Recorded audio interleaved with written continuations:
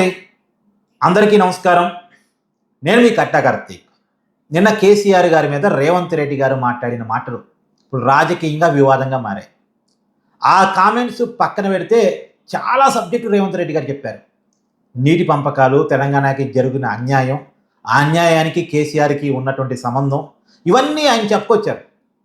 ఇదంతా పక్కకు పోయింది. కేవలం కేసీఆర్ గారి మీద చేసిన కామెంట్స్ మాత్రమే ముందుకు వచ్చాయి. నోటి తోలు తగ్గించుకుంటే బాగుంటుంది అనేది మనం గతంలో కూడా చెప్పుకున్నాం కదా. ఒక్కసారి రేవంత్ రెడ్డి గారు మాట్లాడిన మాటలు విని తర్వాత సబ్జెక్ట్ను కూడా మాట్లాడుకుందాం. ఆ రోజు ఇరిగేషన్ మినిస్టర్ హరీష్ రావు గారు, చీఫ్ మినిస్టర్ కేసీఆర్ గారు, వీళ్ళిద్దరిని ఊరి వేసిన, నేను అథారిటీగా చెప్తున్నా, వాళ్ళిద్దరిని ఈ జలాల విషయంలో చేసిన అన్యాయానికి హరీష్ రావు గారిని, కేసీఆర్ గారిని ఊరే తీసినా తప్పు లేదు. ఇదే మిడిల్ ఈస్ట్ కంట్రీస్ అయితే చౌరస్తాలనే ప్రజల చేత రాళ్లతో కొట్టించి చంపించుండే వాళ్ళు. మనది ప్రజాస్వామిక దేశం కాబట్టి ప్రజాస్వామ్య బద్ధంగానే ఎవరినైనా శిక్షించాలి కాబట్టి కసబుని కూడా మనము చాలా రోజులు జైల్లో పెట్టి బిర్యానీ పెట్టి విచారణ చేసి ఉరి తీయాల్సి వచ్చింది. చూశారు కదా రేవంత్ రెడ్డి గారి కామెంట్స్. నిజంగా ముఖ్యమంత్రిగా మాట్లాడాల్సిన మాటలు ఇవి. ఆయన చేతిలో ప్రభుత్వం ఉంది, అధికారం వచ్చి 2 సంవత్సరాలు అవుతుంది. మన నిజంగా కేసీఆర్, కేటీఆర్, హరీష్ రావు తప్పులు చేసి కనుక ఉండుంటే విచారించి బయట పెట్టాల్సిన బాధ్యత ఆయన మీద ఉంది. చట్టపరంగా పని చేయాల్సినటువంటి బాధ్యత ఆయన చేతిలో ఉంది. కానీ ఇంకా విమర్శలు కాడే ఆయన ఉన్నారు. నిన్న కాంగ్రెస్ పార్టీ ఎమ్మెల్యేలతో మీటింగ్ పెట్టారు ఆయన. ఇవాళ నుంచి అసెంబ్లీ ఉంది కాబట్టి వాళ్ళకి ట్రైనింగ్ ప్రోగ్రామ్ పెట్టారు. నీటి పంపకాల మీద చర్చ జరుగుతుంది కాబట్టి ఆ విషయంలో బీఆర్ఎస్ వాళ్ళు ఎక్స్పర్ట్స్ కాబట్టి వాళ్ళు గట్టిగా మాట్లాడతారు. వాళ్ళకి ఎలా సమాధానం చెప్పాలి, అసలు ఏంటి నీటి సబ్జెక్టు అన్న దాని మీద నిన్న మీటింగ్ పెట్టారు. చాలా మంచి సబ్జెక్టే చెప్పారు. కానీ ఇలాంటి కామెంట్స్ మధ్యలో మాట్లాడారు. రేవంత్ రెడ్డి గారు స్పీచ్ అంటే ఏదో ఒక కాంట్రవర్సీ కామెంట్స్ ఉంటాయిగా మరి. సరే, నిజానికి సబ్జెక్ట్లోకి వెళ్ళిపోతాయి. ఆయన చెప్పిన సబ్జెక్ట్ కనుక మనం ఒక్కసారి గమనిస్తే, ఆయన పాలమూరు రంగారెడ్డి పథకాన్ని జూరాల దగ్గర ఆ ప్రాజెక్టు కట్టాలి, కానీ శ్రీశైలం జలాశయం దగ్గర తీసుకెళ్లారు. తల దగ్గర కట్టాల్సిన ప్రాజెక్ట్ని తోక దగ్గరే తీసుకెళ్లారు. నిజానికి జూరాల దగ్గర కనుక ఆ ప్రాజెక్టు కనుక కట్టితే ఎక్కువ నీళ్లు తీసుకోవడానికి అవకాశం ఉంటుంది. నీళ్ళు స్టార్ట్ అయ్యేది అక్కడ కాబట్టి. కానీ ఎక్కడో శ్రీశైలం జలాశయం దగ్గరికి ఆ ప్రాజెక్ట్ మార్చారు. ఎందుకు మార్చారు అన్నదానికి నిజానికి బీఆర్ఎస్ పార్టీ దగ్గర సమాధానం లేదు. ఒకటి. రెండోది, కృష్ణా జలాల నీటి వాటా కింద తెలంగాణకు 299 టీఎంసీలు సరిపోతాయి అని ఆ రోజుల్లో కేసీఆర్ గారు కృష్ణా ట్రిబ్యునల్ ముందు సంతకం పెట్టిన మాట వాస్తవం. కేసీఆర్ గారు అంగీకరించిన మాట వాస్తవం. నీటిపారుదల శాఖ మంత్రిగా హరీష్ రావు గారు సంతకం చేసిన మాట వాస్తవం. ఆంధ్రాకి 512 టీఎంసీలు, తెలంగాణకు కేవలం 299 టీఎంసీలు. దీనికి తెలంగాణ ప్రభుత్వం ఒప్పుకుంది, కేసీఆర్ గారి ప్రభుత్వం ఒప్పుకుంది. దీన్ని కూడా రేవంత్ రెడ్డి గారు పాయింట్అవుట్ చేశారు. ఎందుకు అలా ఒప్పుకున్నారు?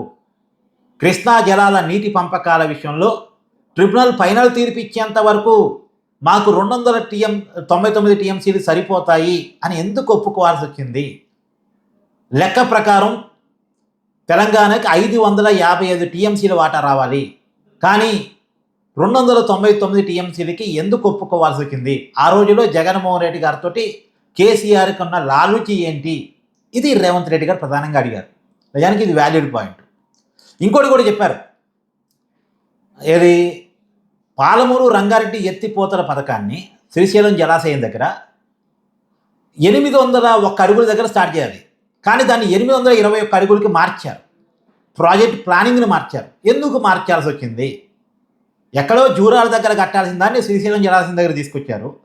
801 అడుగుల దగ్గర స్టార్ట్ చేయాల్సింది 821 అడుగుల దగ్గరికి మార్చారు. ఒక పక్క జగన్మోహన్ రెడ్డి గారు సంగమేశ్వరం కట్టుకోవడానికి గ్రీన్ సిగ్నల్ ఇచ్చారు. ఆయన 804 అడుగుల దగ్గర సంగమేశ్వరం ప్రాజెక్టు అంటే రాయలసీమ ఎత్తిపోతల పథకం కింద లిఫ్ట్ పెట్టుకొని ఆయన నీటిని వాడుకుంటున్నాడు. 804 అడుగులు కాడ జగన్మోహన్ రెడ్డి గారు లిఫ్ట్ పెట్టుకొని నీళ్ళు తీసుకెళ్తుంటే 821 అడుగులు కాడ నువ్వు పాలమూరు రంగారెడ్డి ఎత్తిపోతల పథకం పెట్టి ఏం లాభం? ఎప్పుడో వరదలు వచ్చినప్పుడు, పెద్ద ఎత్తున నీటి ప్రవాహం వచ్చినప్పుడు తప్ప అది 821 అడుగుల దగ్గరికి నీరు ఎప్పుడు వస్తాయి? ఇది రేవంత్ రెడ్డి గారు లేవనెత్తిన మరొక వ్యాలిడ్ పాయింట్. అసలు సంగమేశ్వరం డ్యామ్ కట్టుకోవడానికి ఎందుకు తెలంగాణ ప్రభుత్వం అడ్డుపడలేదు? ఆయనేమో 804 అడుగుల కాడ లిఫ్ట్ పెట్టుకుంటాడు, వీళ్ళేమో 821 అడుగుల కాడ పాలమూరు రంగారెడ్డి ఎత్తిపోతలు పెట్టుకుంటారు. అంటే తెలంగాణకు అన్యాయం జరిగినట్టే కదా. దానికి కేసీఆర్ గారే సిద్ధపడినట్టు కదా. మళ్ళీ సంగమేశ్వరం డ్యామ్ను కట్టేది ఈ మన రంగారెడ్డి పాలమూరు ఎత్తిపోతల పథకాన్ని ఇదంతా చూసేదంతా మెగా కృష్ణారెడ్డి. 2 ప్రాజెక్టు మెగా కృష్ణారెడ్డి దగ్గరే ఉన్నాయి. పైగా మళ్ళీ సంగమేశ్వరం డ్యామ్ కట్టుకోవడానికి రాయలసీమలో మట్టి లేకపోతే ఆ మట్టిని తీసుకోవడానికి కూడా కేసీఆర్ పాలమూరు జిల్లా నుంచి పర్మిషన్ ఇచ్చాడు.